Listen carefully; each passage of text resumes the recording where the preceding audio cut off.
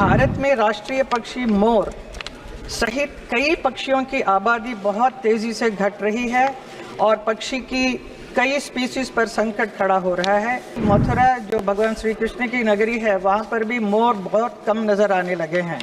इस स्थिति को देखते हुए सरकार ने ड्यूरिंग द रीसेंट ईयर्स क्या क्या विशेष कदम उठाए हैं और वो सकारात्मक परिणाम सामने आए हैं क्या? माननीय सदस्य ने सही कहा है, वो मथुरा से आती हैं और भगवान कृष्ण के भी मोर पंख ही सिर पे हम देखते हैं। बाकी जो हमारे तमिलनाडु के मित्र हैं वो भी इस बात को जानते हैं कि वहाँ भी भगवान शिव के पुत्र कार्तिकेय की सवारी भी मोर है। तो मोर हमारी पूरी पौराणिक सभ्यताओं में है।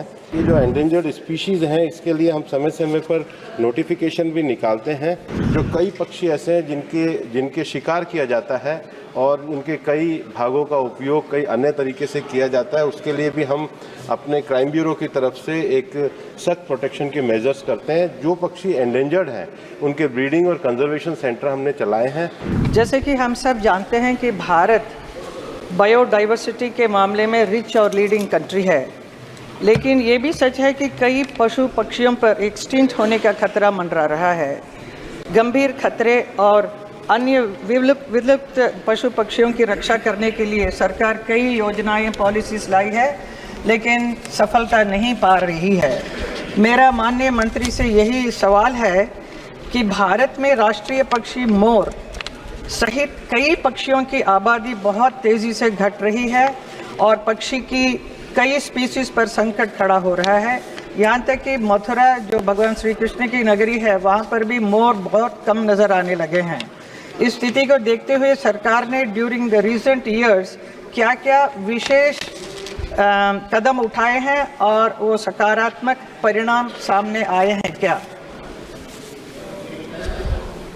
माननीय अध्यक्ष महोदय, माननीय सदस्य ने सही कहा है, वो मथुरा से आती हैं और भगवान कृष्ण के भी मोर पंख ही सिर पे हम देखते हैं। बाकी जो हमारे तमिलनाडु के मित्र हैं वो भी इस बात को जानते हैं कि वहाँ भी भगवान शिव के पुत्र कार्तिकेय की सवारी भी मोर है। तो मोर हमारी पूरी पौराणिक सभ्यताओं में है। माननीय सदस्य ने जो कहा है कि हम एंडेंजर्ड स्पीशीज़ के लिए अलग अलग प्रोग्राम चलाते हैं और विशेष रूप से tiger conservation, lion conservation, elephant conservation, इनके लिए तो हम चलाते ही हैं। लेकिन जहाँ तक ये जो एंडेंजर्ड स्पीशीज़ हैं, इसके लिए हम समय समय पर नोटिफिकेशन भी निकालते हैं। और एक जो सबसे बड़ा खतरा है कि जो कई पक्षी ऐसे हैं जिनके शिकार किया जाता है और उनके कई भागों का उपयोग कई अन्य तरीके से किया जाता है, उसके लिए भी हम अपने क्राइम ब्यूरो की तरफ से एक सख्त प्रोटेक्शन के मेजर्स करते हैं। जो पक्षी एंडेंजर्ड हैं उनके ब्रीडिंग और कंजर्वेशन सेंटर हमने चलाए हैं और उसमें भी अपेक्षित सफलता प्राप्त करी है।